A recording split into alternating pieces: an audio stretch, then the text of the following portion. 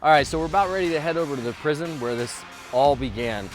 And just give me a brief second here while I clean out the $70,000 trash bin right here.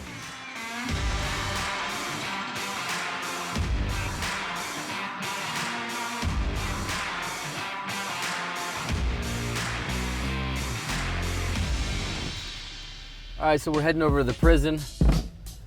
We're in my car. It's such a mess here too. I got the baby seat in the back. You know, even if you're an entrepreneur, you're always working for someone. Those someones are 2 years old. And that's one of the whys of why I do this, not just for the fact that I love it. I don't know if any of you, when you were younger, played the game Monopoly, when it was fake money, fake properties, or life. But I think back on that, and I think back on those games, and I love those games. And this is a real live game of that, with real consequences. A lot of things are on the line. You know what? And this is I'm just putting my seatbelt on now. Every time I drive by this building we're going to, a lot of thoughts go through my mind where I started out in life and had no direction, didn't know what I wanted to do, had no leadership skills whatsoever, and I didn't have any mentors. I didn't have any money.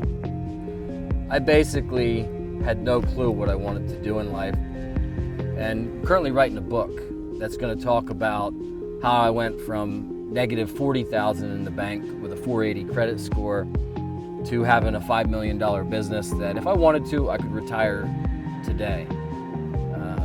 It brings me to, you always hear people saying money doesn't make you happy. But I can tell you it doesn't suck. And you know, one of the great things about money is it gives you options and opportunities in life. When you want to help someone, when you don't want to be a burden to your family, it's an amazing feeling, it's an amazing life when you have the ability to take care of people, to take care of your family. It's not the only thing though, because you need to have a real solid balance in life from, you know, your fitness. I know billionaires that are 100 pounds overweight and they're about ready to die. I know people that never see their family because they work till 3 a.m. I know people that have no money and spend all their time with their family and they're just 1 second away from going into financial despair, bankruptcy. You got to figure out that proper balance. And what we're doing here is going to be a really candid live show, no BS. It's just the real deal. Ah, shoot. Can I park here? I think I got one spot. I'm showing you where it all started. To my right is a maximum security prison. Roughly 1999, when I got out of the Marine Corps, I needed a job. And I was a military police officer in the Marines. I wanted to be in law enforcement. I kept taking these tests and I wasn't doing well in these personality profile tests. I wasn't making the next step.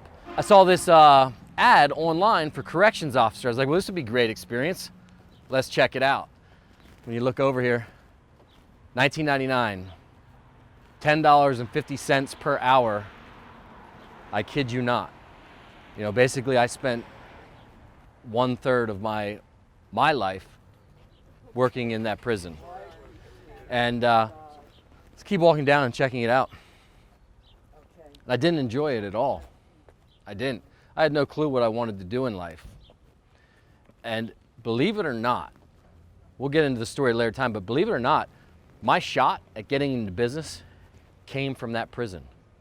It actually came from that prison. It came from an inmate behind an iron door yelling crazy stuff. It's one of the craziest stories. So I'd say roughly in 2001, I left the prison. I'm gonna hold that story to you too, because you're gonna wanna hear it, and it's very long. It's a crazy story. I'm walking people back from death, that got sentenced to death row back there. A lot of people, when they say Lancaster County Prison, they're like, oh, it's not a big deal. No, you're dealing with murders, you're dealing with burglaries, you're dealing with rapists, you're dealing with robbers, everything under the sun. And And it was really the end of the beginning for me, to change my whole life trajectory. And I remember in that prison one day, in one of the bathrooms, looking in the mirror with my badge on, and I said to myself, what do you want in life? What do you want to do? I literally took the badge off, went to the supervisor, and I said, I'm done. I'm done with this. And I just jumped, which is a topic that we'll talk about in business. Some people ask me, how did you get to where you're at? Sometimes you just have to jump. Sometimes you just have to take the leap forward, not knowing what the outcome will be. I call that surrendering the outcome. You do things with not knowing of whether you're going to have massive success or failure. And this led to me working for somebody in the mortgage business. It led to me opening up in 2007 a company called Fidelis Mortgage Corporation.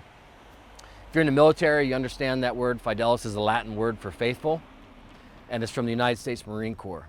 And from there, we went from working in a tiny little basement office to growing this company to a $5 million company. So what's the point of this show? I'm not a paid coach. I really have nothing to sell you at this point. I don't. But I never had the help when I was starting out. I didn't know who to reach to. So you're gonna go along a journey with me of taking this company with 23 or 24 employees, $5 million company, and we're gonna give this a shot to get to an eight-figure company, $10 million a year. How am I gonna do it? I'm gonna be the teacher, I'm gonna be the student, I'm gonna be the poorest guy in the room at meetings, I'm gonna be a guy in the room that has the least amount of knowledge on a lot of topics. You're gonna be seeing the likes of Super Bowl winner Satay McGalley. You're gonna see Ryan Stewman, which he was actually, I call him the focal point. He was the door that opened many other doors for me. And that stuff isn't free or cheap. I paid Ryan $25,000 to get the doors open. You're gonna see the likes of ultra marathon runner Nate Bailey. You're gonna see a 6'5", 350-pound giant that's representing the United States in strongman competition in South Africa. You might even see David Goggins. We're working on that one. A lot of other players. As you follow me, you're gonna see me doing things that people don't wanna do. You're gonna see me doing things that are outside of the norm, outside of the box. I'm learning another language because one of the biggest things that's coming up in this world is the Latino market. You're gonna see me doing a 33-mile race in a couple weeks. I'm not totally prepared for that. You're gonna see me getting my ass kicked in jiu-jitsu, and you're gonna see how does jiu-jitsu translate into business. You're gonna see the marry, it's a strategy, it's a mindset. So once again, I'm gonna be the student. At times, I'm gonna be the teacher. So take a look. Probably the worst job of my entire life, to now we're talking about how we're gonna go to an 8-figure business.